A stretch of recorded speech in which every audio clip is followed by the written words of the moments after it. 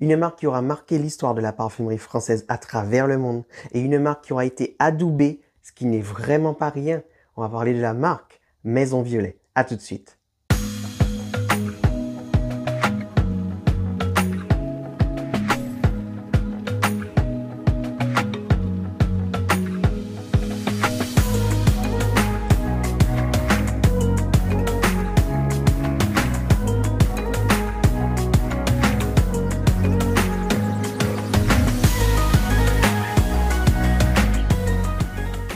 Bonjour mes chers camarades parfumistas, c'est Val. Bienvenue à tous, bienvenue à ceux qui se sont abonnés très récemment et aussi un très grand merci à tous les commentaires et tous les messages d'encouragement que vous me laissez, ça me fait très chaud au cœur. On va parler d'une marque Maison Violet. Donc cette marque, comme je vous ai dit en intro, c'est vraiment une marque qui a fait la renommée de la France avec des parfums d'exception, des parfums qui ont été appréciés par les empereurs, les impératrices, le sang bleu, une maison très importante dans l'histoire de la parfumerie française, comme je vous ai dit en intro. Donc la Maison Violet, elle a été créée en 1827 par François-Étienne Violet. C'est une maison clé à l'histoire de la cosmétique, parfumerie à la française. C'est une maison qui avait plusieurs brevets en cosmétique, surtout un panel conséquent de produits comme le savon, justement. En 1842, la maison devint officiellement fournisseuse de l'impératrice Eugénie et de la reine Isabelle II d'Espagne. Et dans les années 1850, pour la première fois, la Maison Violet va faire face à une vague de contrefaçons. Et donc en 1857, pour endiguer ce fléau, la marque de fabrique fait son apparition sur tous les produits, une abeille, qui est aussi le symbole de l'impératrice Eugénie. Ça deviendra le symbole, l'emblème de qualité et d'authenticité de la maison. En 1858, la boutique va prendre alors une dénomination à la reine des abeilles, Maison Violet, d'accord, pour asseoir sa légitimité. Il faudra attendre 1885 et l'arrivée de M. Aaron Mark Hens à la tête de la société pour que cette dernière soit cotée en bourse et que la société du coup entre dans l'ère de l'export. Donc on pouvait retrouver la marque Violet aux États-Unis par exemple, sous le nom de Violet, en Angleterre aussi, en Russie, dans plusieurs pays d'Europe comme l'Allemagne, l'Espagne, le Portugal. Après de nombreuses années de santé économique, malheureusement l'histoire entachera l'équilibre de la société et elle finira par s'endormir en 1955. Alors bien entendu, il y aura un nouveau départ pour la maison puisque c'est sur les bancs de l'école supérieure du parfum que trois jeunes étudiants, Anthony Tout-le-Monde, Paul Richard et Victorien Sirot, décident de restaurer une ancienne parfumerie française, devenant en 2017 du coup les successeurs de la Maison Violet. Donc ces trois créateurs, ils vont s'atteler à la renaissance du nom. Leurs profils différents sont animés par la même passion, de toutes les façons, celle du parfum, mais aussi de l'histoire. Donc ils sont amis et confrères dans la vraie vie et leur ambition commune, c'est de reconstruire une marque moderne dans le respect du passé. Aujourd'hui, c'est ensemble qu'ils veulent remettre la reine des abeilles au devant de la scène. On va parler d'une gamme, justement, de la gamme principale de parfums de la marque Violet. Donc c'est la gamme Héritage. La gamme Héritage, donc c'est une gamme qui fait le lien direct entre le passé et le présent. Héritage, c'est la collection phare de la maison, c'est les réinterprétations des parfums qui sont à la fois hommage au violet d'autrefois et à la parfumerie actuelle, contemporaine. Chacun des parfums raconte avec une nouvelle voix le patrimoine légué par François-Étienne Violet. Pour pouvoir vous parler justement de cette gamme Héritage, il faut aussi que je mentionne le nom du parfumeur qui se cache derrière chacun de ces parfums. Donc c'est Madame Nathalie Lorson, dont la réputation n'est plus à faire. Qui est Nathalie Lorson? Donc, c'est une femme qui a passé son enfance à Grasse dès l'âge de 6 ans. Son père, lui, il était chimiste pour la maison Roure, qui est aujourd'hui Givaudan, d'accord? Elle va s'amuser à sentir les essences que son père va ramener à la maison. Nul doute que ça va susciter en elle l'envie aussi de devenir parfumeuse. Donc, elle va débuter chez Roure, après y avoir fait ses études, et elle va y rester 7 ans. Par la suite, elle ira en Lozère, chez IFF. Elle y restera 15 ans. C'est là-bas qu'elle va apprendre à travailler dans le domaine de la parfumerie fine. C'est aussi là-bas qu'elle va se rendre compte de la préciosité des matières premières. Par la suite, elle va travailler chez Firmenich et d'ailleurs, l'aventure continue jusqu'à aujourd'hui et ce depuis 20 ans. C'est la société Firmenich qui va lui apporter la possibilité de travailler des matières premières extraordinaires, de vrais trésors olfactifs, comme elle le dit elle-même. Elle a pris un énorme plaisir à travailler les parfums de la marque Violet. Elle reconnaît aussi le challenge que ce fut pour ces 3 jeunes hommes créateurs qui voulaient faire revivre cette marque endormie et aussi elle reconnaît la justesse de leur vision. Toute l'équipe derrière le projet, dont Nathalie Lorson, a eu la chance de pouvoir sentir les anciens jus de la marque. Et donc, le projet, c'eût été de reprendre la trame de ces parfums et de les mettre au goût du jour dans une autre dynamique.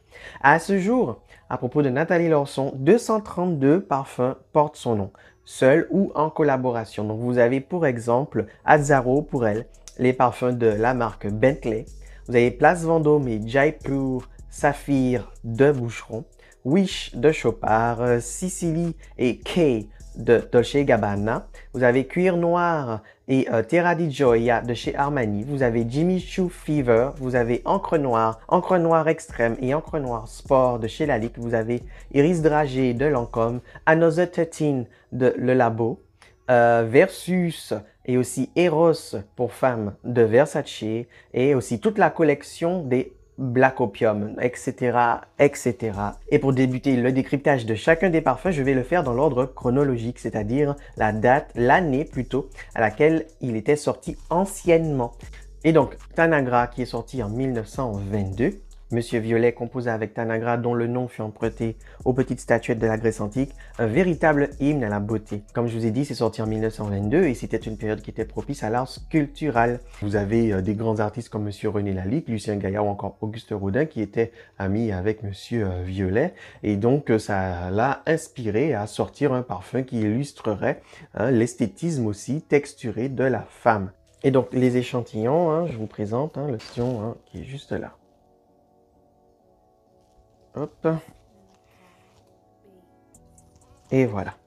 Donc, Tanagra, c'est un floral avec une facette boisée musquée. En note de tête, nous avons de la mandarine, de la poire, de la frisia. En note de cœur, nous avons de la pivoine, de l'iris, du jasmin. Et en note de fond, nous avons du cèdre, du vétiver et du musc. Donc, le départ, c'est un iris qui est beurré, un iris marqué, doux. On va avoir l'association avec la poire, justement. Et la poire, ici, elle va être juteuse, limpide. On aura du coup un iris qui va nous apparaître sous un jour délicieux, puisque avec cette association de poire, il va être juteux, limite même. L'aldéhyde naturel de la mandarine va nous apporter cette touche de fraîcheur qui se marie si bien au côté poudré. Donc on va se retrouver avec un iris qui sera ultra frais, hypnotique. Une merveille, puisque c'est un côté lumineux qui va se dégager du parfum. Et il faudra remercier pour ça le frisia, puisque c'est le frisia qui va nous apporter ces notes florales propres, fraîches, ce qui va donner une polarité différente au parfum. Donc l'apport de fleurs blanches pour appuyer sur l'aspect floral lumineux, de par le jasmin, va nous laisser une délicatesse cotonneuse, moelleuse, un côté rassurant, qui va nous transporter et nous laisser voyager même dans les cieux, sur les nuages. C'est adorable. Donc on a un effet fleur blanche immaculée, parfaitement adéquat, dans une composition comme celle-ci. Sur le dry down, par contre, là, on va avoir un musc boisé qui va se lever sur la peau et laisser un léger sillage pimpant, un sillage sec aussi, en équilibre avec ce que nous avons eu au début, d'accord? Avec un final qui va être boisé de vétiver, de cèdre, sous la coupole du musc qui sera persistant. Donc la dose d'iris, elle est riche dans ce parfum. Ce que je vous ai déjà expliqué pour ceux qui me suivent depuis un moment déjà. L'iris, c'est une matière première, très luxueuse et très onéreuse. L'absolu d'iris, la quintessence de l'élégance et du raffinement en parfumerie.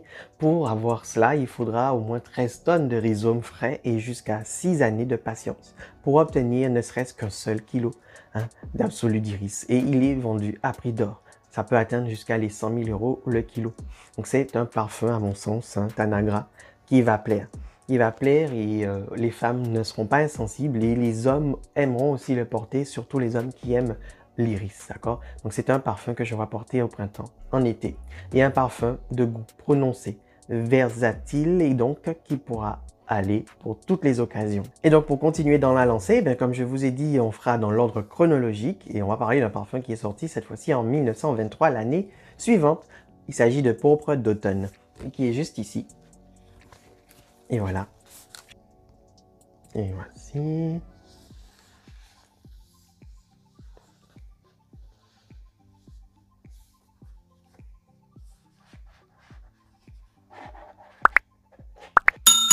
Il est fermement retenu dans le coffret. Et voici.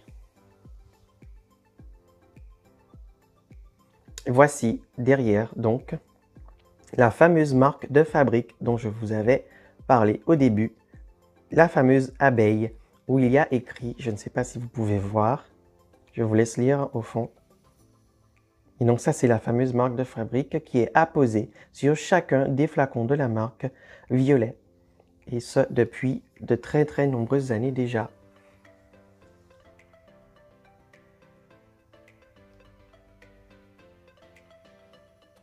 Voilà, il est écrit loi du 23 juin 1857, Violet Fab à Paris, la reine des abeilles, marque de fabrique. Donc je vais faire une petite aparté par rapport à la note de violette, la violette en elle-même, parce que c'est quand même important. Je vais vous expliquer pourquoi. La violette, c'était une fleur qui était impériale, d'accord? Napoléon Bonaparte, il a été surnommé caporal Violette, après qu'il ait promis à ses fervents adorateurs qu'il reviendrait de son exil, en même temps que l'arrivée des violettes au printemps.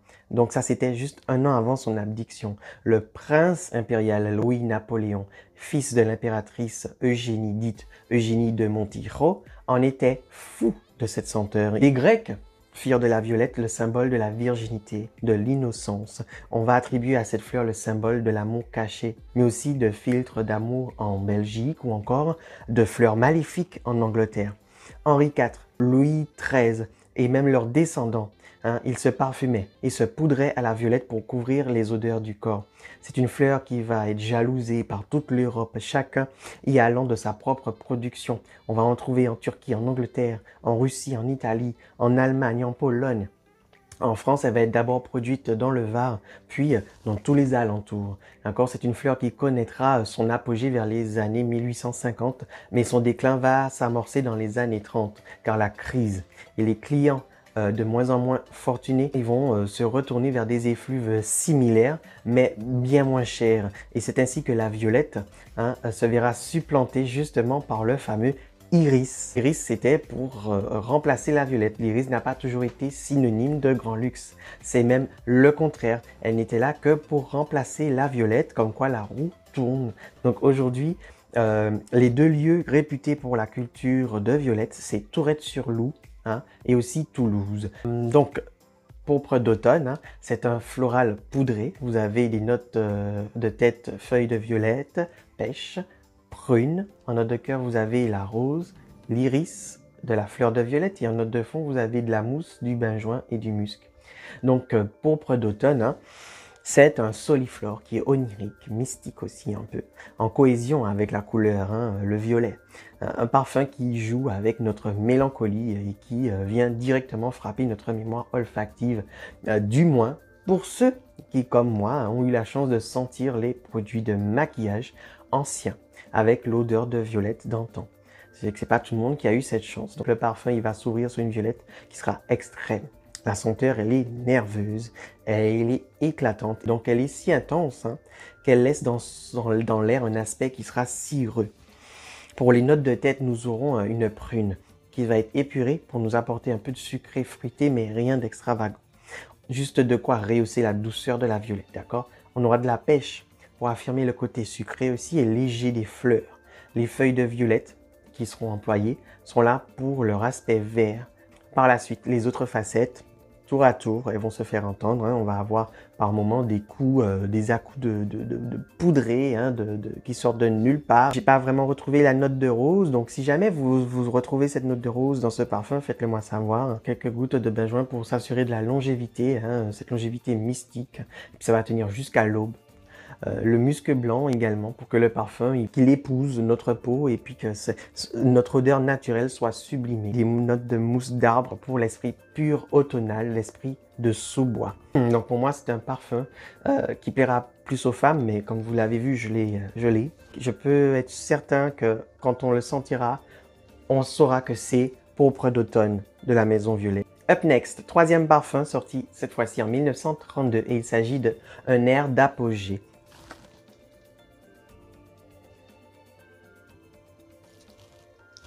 Et voilà. Donc, la marque dira Propulsé à son zénith au milieu des années 30, Violet captura cette ascension dans un parfum étourdissant. Prise dans l'ivresse de la fin des années folles et de son atmosphère frémissante, Violet dépeignit cette époque contrastée dans un parfum à l'accent des nuits sans répit. Un air d'apogée est une invitation à jouir de ce que la vie peut offrir de plus essentiel, un parfum d'audace. Donc, un air d'apogée, c'est un boisé aromatique. En note de tête, vous aurez de l'anis, de la sauge. En note de cœur, vous aurez du miel, du mimosa, du cèdre. En note de fond, vous aurez du tabac des Balkans, du cuir, du ciste, ainsi que de l'ambroxan. Donc, un air d'apogée, c'est vraiment le parfum challenge de la Maison Violet. C'est un coup d'audace, un coup de maître même, une déclaration d'amour aux années folles du passé, puisque c'était cette fois-ci maintenant dans les années 30, mais les années folles, c'était les années 20. Donc, ces fameuses années folles où le plaisir était roi et l'ivresse reine. Donc, une époque fastueuse et luxueuse où le plaisir était l'étendard, une nécessité, un leitmotiv. Donc, c'est vraiment un hommage à cette période-là, puisqu'il faut savoir que pendant les années 30, c'était la crise dans le monde. Dès l'ouverture, on se laisse happer par l'odeur sèche et franche de l'absolu de feuilles de tabac qui est au réalisme détonnant. Le tabac avec son odeur mielée, cireuse, sèche, chaude, aromatique. Celle-ci, elle est sublimée ici par plusieurs notes. Donc on aura par exemple la note de foin, séché au soleil, un foin qui sera doux, boisé, qui va nous mener directement en automne. On aura aussi une note légère d'anis qui va rajouter un aspect aromatique, doux cette fois, qui sera une note plus perceptible par contre à l'ouverture. La note de miel, qui ici c'est un miel épais et dense, il va se marier à la perfection avec le tabac. La note de miel rend le parfum cireux et chaud. Le mimosa, qui est la deuxième note phare de ce parfum, une note qui était très appréciée par la parfumeuse Nathalie Lorson. Il est vibrant et assez lumineux pour être proche du tabac, mais pas trop pour lui faire de l'ombre. Donc il rehausse l'ensemble de par son odeur vibrante et éclatante, mais aussi délicate et raffinée. Un peu de ciste labdanum pour apporter un côté d'alcool ambré, chaud, avec de belles facettes herbacées et sèches et de résine aussi. On va avoir l'ensemble qui va reposer sur une pièce de suède, de daim, doux, velours, à l'odeur hypnotique, innocente, mais tenace. Donc c'est un parfum énigmatique. C'est tellement bien ficelé que pour déficeler tout ça, j'ai eu du mal. Et j'aime ça quand c'est compliqué, c'est difficile, puisque ça prouve que là, le parfum, il a atteint un niveau de technicité qui est rare. C'est très beau. C'est une folie, une dinguerie. Je vois ce parfum porté par les messieurs à la recherche d'une fragrance automnale qui sera riche et humide. Ceux qui apprécient les notes de feuilles de tabac, parce que c'est vraiment le tabac qui a été mis un peu plus à l'honneur, mais il y a quand même toutes les notes qui sont perceptibles. C'est un parfum que je vois pour le quotidien, un parfum qui sera de grand standing et qui permettra de se démarquer des autres. Alors, avant que je ne poursuive, je tiens à vous dire que le tout premier parfum qui est sorti, c'était le parfum Sketch en 1900, mais je ne vous en parle pas dans cette vidéo car j'avais déjà fait une vidéo auparavant. Et donc, je vais vous mettre le lien en haut, là ou là, je ne sais pas. Je vous mets tout de suite le lien, comme ça vous pouvez retrouver la vidéo. Et sinon, dans ma liste de vidéos, elle existait parmi les toutes premières vidéos, Sketch. Et donc, nous allons poursuivre. Cette fois-ci, ça sera l'année 1939 et le parfum s'appelle Compliment.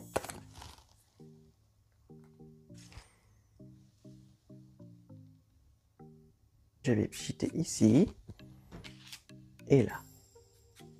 Donc la marque dira au sujet du parfum Compliment, alors situé rue du Faubourg Saint-Honoré, la parfumerie Violet sortit en 1939 le parfum Compliment avec S au pluriel. Donc 82 ans plus tard, son successeur perd le S pour devenir Compliment au singulier. Celui qui compte vraiment. Il est des parfums qui captivent les passants en flattant leurs narines. Il est aussi des parfums qui sont des louanges personnelles et absolument intimes. Compliment vous offrira les deux. Donc Compliment, c'est un parfum floral. En note de tête, nous aurons de l'eucalyptus, de la pivoine, de la fleur d'oranger, de la palma rosa, de la frisia. En note de cœur, vous avez de l'ilang-ilang, de l'héliotrope, de l'aubépine, du jasmin, de la tubéreuse. Et en note de fond, vous avez du benjoin et de la vanille. Compliment, c'est une fragrance solaire et riche, ronde, opulente, frappante et contemplative. L'accroche du parfum est clairement la tubéreuse, camphrée comme j'aime. Vous savez que j'aime ça. Brutale, sans réserve. La tubéreuse, fleur narcotique et féline. Ici, elle est ténébreuse, elle est animale et il ne fait aucun compromis. Une fois de plus, la qualité des parfums de la Maison Violet, elle est là et elle est indéniable. On va retrouver donc de la pivoine humide avec une sensation veloutée, crémeuse, suivie d'une note ample d'eucalyptus camphré mentholé, légèrement herbacé, avec en plus de la palmarosa, qui est une fleur exotique que je ne connaissais pas, au relent de géranium, citronnelle et herbacée aussi. Elle va servir de support dans la fragrance. Il y aura des notes de tête qui vont s'achever avec la frisia, une fleur de nature opulente qui va être maîtrisée ici pour embellir la tubéreuse. Elle va avoir un côté rosé et agreste, décidément. Le cœur du parfum aussi, quant à lui, autour de la fleur d'oranger, très légère, juste pour accentuer le côté fleur blanche et apporter de la fraîcheur en tête. Donc là, après, on aura un ylang-ylang, cette fleur jaune tropicale, note solaire, et charnelle, tout le monde connaît. Ici, elle va apporter le côté poudré, fruité et animal du parfum. Le jasmin aussi sera là, tout aussi présent, intense, et délivre une animalité dans filigrane. N'oublions pas que la star du parfum ici, c'est la tubéreuse. L'aubépine aussi, fleur reproduite en labo, pour ceux qui ne savent pas. C'est une fleur aux facettes fleuries, voluptueuses, ambrées, poudrées, avec des relents anisés et amandés. C'est ce qu'elle va apporter au parfum. On va aussi avoir quelques touches d'héliotrope, juste ce qu'il faut. Anisé et amandé. Donc ça tourne toujours autour d'un petit côté anisé, vous aurez remarqué aussi. Donc ça se marie super bien avec l'eucalyptus. Je vous dis que l'ensemble, c'est juste une folie. Là, franchement, cette tubéreuse, elle est folle. Elle est out of space, hallucinante, ahurissante. Up next, dernier parfum que je vais vous présenter aujourd'hui, qui est sorti cette fois-ci en 1955, et il s'agit de Nuée Bleue. Et voilà. Qu'en dit la marque Donc Nuée Bleue, dernier parfum commercialisé par Monsieur Violet dans les années 50. Nuée Bleue est l'appel au renouveau. En pleine période de reconstruction, Violet, à l'image de la France, cherchait à réparer son patrimoine meurtri. Répandre un nouveau message, celui d'une douceur future, telle fut sa volonté. La maison s'exprima grâce à Nuée Bleue avant de s'endormir pendant plus de 60 ans, un dernier souffle riche en symbolique. Donc voilà, vous l'aurez compris, c'est vraiment le tout dernier parfum que Monsieur Violet a sorti. Aussi, un savon qui match avec le parfum Nuée Bleue. Oh là là, c'est tellement beau. Nuée Bleue, c'est un floral hespéridé avec une facette musquée aromatique. En eau de tête, nous avons de la bergamote, du citron, de la fleur d'oranger. En eau de cœur, nous aurons de l'absolu d'iris, un accord œillet. En eau de fond, nous aurons du bois de santal, du benjoin et du musc blanc. Donc Nuée Bleue, c'est encore un autre coup de cœur de la marque que j'ai, autre que Pourpre d'automne, Tanagra, Compliment. Voilà, il est fou ce parfum. C'est un parfum bureau par excellence, je vais vous dire pourquoi. C'est un parfum qui ne fait pas de fausses notes, qui dira de vous que vous êtes une personne raffinée, classe et sérieuse. Un parfum frais qui rappelle les savons d'antan avec le charme de l'Hespéridé, des grands classiques, je ne sais pas si vous voyez, façon Cologne, d'accord, synonyme de peau fraîche, peau propre et revigorée. Encore une fois mêlé avec un iris poudré comme on l'aime, donc cette marque aime beaucoup l'iris, une fraîcheur à toute épreuve et puis tenace, donc c'est un Hespéridé qui tient. C'est un parfum efficace qui va droit au but. À l'attaque, on a une Hespéridé qui gravite autour de la bergamote, du citron et de la fleur d'orange. Classique, sans bavure, avec une association qui a déjà fait ses preuves et puis qui plaît depuis la création des premières eaux de Cologne. C'est clair, on aime tous ça. Une senteur hypnotique, véridique qui nous met dans tous nos états. Et attention, quand je parle d'eau de Cologne, ce n'est pas une eau de Cologne, c'est vraiment une eau de parfum. Attention, je n'ai pas dit que c'était une eau de Cologne. Donc c'est un parfum un peu rétro chic qui est présent aussi grâce à l'œillet, cette note très prisée de parfum d'époque. Une note à la fois florale, chaude, épicée, baumée, giroflée. Une note peu utilisée de nos jours mais qui sert à donner une vraie âme au parfum, à lui donner de la profondeur. L'absolu d'iris, bien présente et intense, elle se veut poudrée à souhait. Oh là là, avec un fort dosage, ce qui donne, comme je vous l'ai dit, un vrai luxe et ça ravive encore plus le côté propre du parfum. Oh là là, le côté savonneux, il est offert par le musc et il va tenir longtemps sur la peau. Ça va nous charmer, ça va nous envoûter et grâce à la synergie entre ce musc-là et le benjoin, ainsi que le santal qui sera lui doux, ça va nous donner vraiment un parfum unisexe qui plaira. Parfum qui est idéal pour le bureau, pour le quotidien. Comme je vous ai dit, portez ce parfum, vous aurez confiance en vous parce que votre image va être beaucoup plus sublimée, va être vraiment carrée. Vous ferez mec sérieux, quoi. Ça, c'est bien, ça, de donner une bonne image de soi. Un parfum qui sera sans fausse note et qui pourtant, je trouve, il se démarque de tous les bleus sauvages, Invictus et tout ce qui est, voilà. Hein, c'est un parfum qu'il vous faut sentir d'urgence. Voilà. Mes chers camarades parfumistas, donc c'était mon dernier parfum à présenter de la gamme des héritages de la maison Violet. J'espère que vous avez apprécié cette revue. Moi, j'ai pris un vrai plaisir parce que c'est une marque que j'avais envie de mettre un peu plus en avant. N'hésitez pas à laisser un petit pouce bleu et à commenter. Dites-moi si vous avez déjà testé certains de ces parfums et lequel que vous envisagez de tester. N'oubliez pas qu'il y a les échantillons qui sont disponibles et que quand vous achetez les échantillons, on vous rembourse la différence pour le prochain achat d'un flacon entier. Vous savez, vous avez des potes qui sont dingues de parfums, partagez-leur mes vidéos, ça fera plaisir et on sera de plus en plus nombreux. Et puis, ben, sur ce, testez sur peau, comme je vous dis toujours, n'achetez pas à l'aveugle, parfumez-vous bien et je vous dis à très bientôt. Ciao!